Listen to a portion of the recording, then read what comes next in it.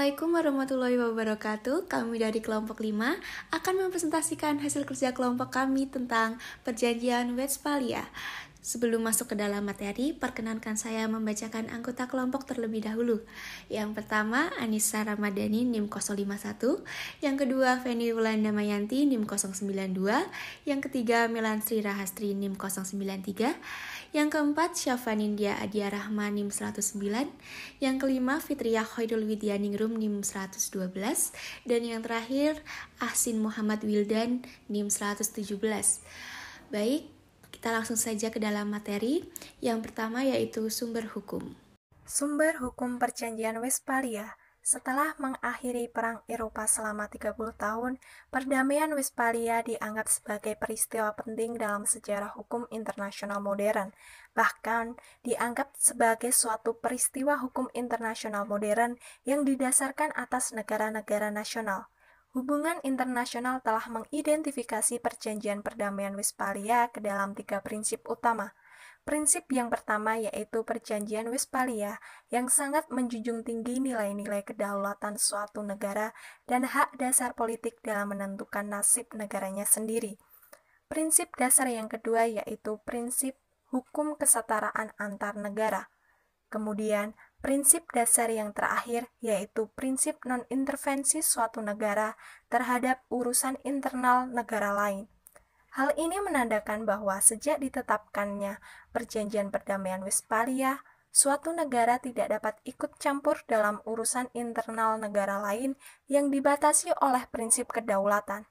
Selain itu, dasar-dasar yang diletakkan dalam Perjanjian Westphalia diperteguh dalam Perjanjian Utrecht.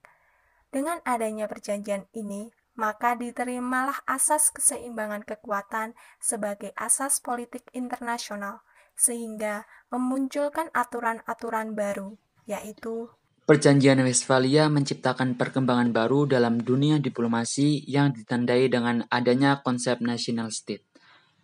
Menegaskan prinsip model negara dan pemerintahan dengan prinsip memisahkan kekuasaan negara dan pemerintahan dari pengaruh gereja, serta meletakkan dasar bagi susunan masyarakat internasional yang baru. Baik, kita akan melanjutkan ke materi yang kedua yaitu subjek hukum. Materi selanjutnya yaitu subjek hukum, antara lain para penguasa negara, pemerintah dalam pengaruh gereja, dan masyarakat internasional. Materi selanjutnya adalah lembaga hukum. Penyelesaian sengketa tersebut ditandai dengan adanya Perjanjian Westphalia yang ditandatangani pada tahun 1648. Perjanjian Westphalia melibatkan Kaisar Romawi Suci Ferdinand I beserta kerajaan dari Spanyol, Prancis, Swedia, Belanda, dan sejumlah penguasa wilayah lain di Eropa. Perjanjian tersebut dihadiri oleh para delegasi sebagai sekelompok orang yang menyelesaikan sekaligus menghadiri rangkaian acara Perjanjian Westphalia. Para delegasi tersebut diutus oleh 16 negara dari Eropa. Baik, kita akan masuk materi yang terakhir yaitu tokoh hukum. Tokoh hukum dalam Perjanjian Westphalia adalah yang pertama, Richelieu. Richelieu merupakan seorang kardinal atau sebutan bagi uskup gereja Katolik asal Perancis pada tahun 1622 yang kemudian menjadi Perdana Menteri Perancis untuk Raja Louis ke-13 pada tahun 1624. Yang kedua ada Mazarin, merupakan seorang kardinal berkebangsaan Italia Perancis pengganti Richelieu setelah kematiannya pada tahun 1642. Yang ketiga adalah Ferdinand II, sebagai Kaisar Romawi Suci yang menerapkan nilai-nilai Katolik sehingga membuat kaum Protestan memberontak. Sekian presentasi dari kelompok kami. Apabila ada kesalahan kami mohon maaf.